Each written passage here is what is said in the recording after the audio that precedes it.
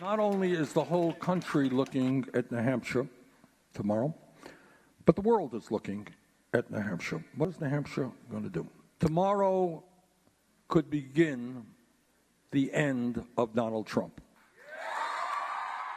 As voters cast their ballots in New Hampshire, the Democratic presidential candidates are making their final stops for this first-in-the-nation primary. The Senate may have been the jury last week, but we're the jury now, and the final verdict is up to us when it comes to this president and an awful lot of those senators. So let's make sure we use that power to bring about the change we need to see. This is our chance. Senator Bernie Sanders of Vermont and former South Bend, Indiana Mayor Pete Buttigieg are vying for the top spot after a tight race in the Iowa caucuses. While Buttigieg appears to have won a majority of the Iowa state delegates in the chaotic process, Sanders has also claimed victory. The people of the United States finally want a government that works for all of us, not just the 1%. That is our message. I think that is a message that resonated in Iowa, where we won the vote by some 6,000 votes.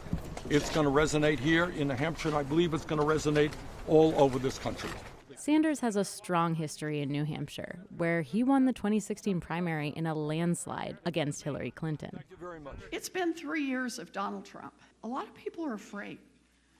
Afraid for their families, afraid for their neighbors, afraid for children.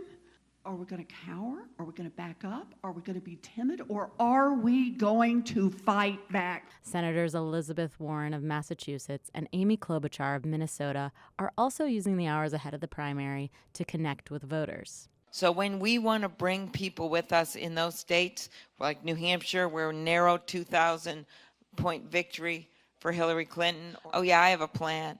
And that is that we are going to build a beautiful blue wall of votes around those states, and we are going to make Donald Trump pay for it.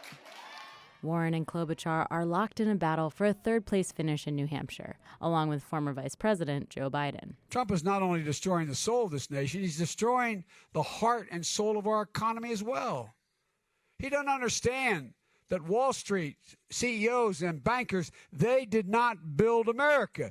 The middle class built America, and unions built the middle class. Biden also made a final push in the state, but is skipping his own election night party in Nashua. Instead, he plans to go to Columbia, South Carolina, before the New Hampshire results come in.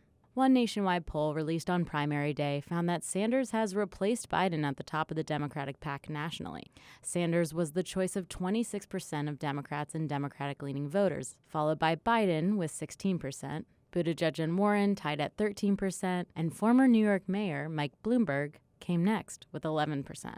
The New Hampshire primary ballot does not actually include Bloomberg, who entered the race late. But Dixville Notch, the tiny community known for casting the first ballots in the state, wrote in most of their votes with Bloomberg anyways. And 2 write-in votes for Mike Bloomberg.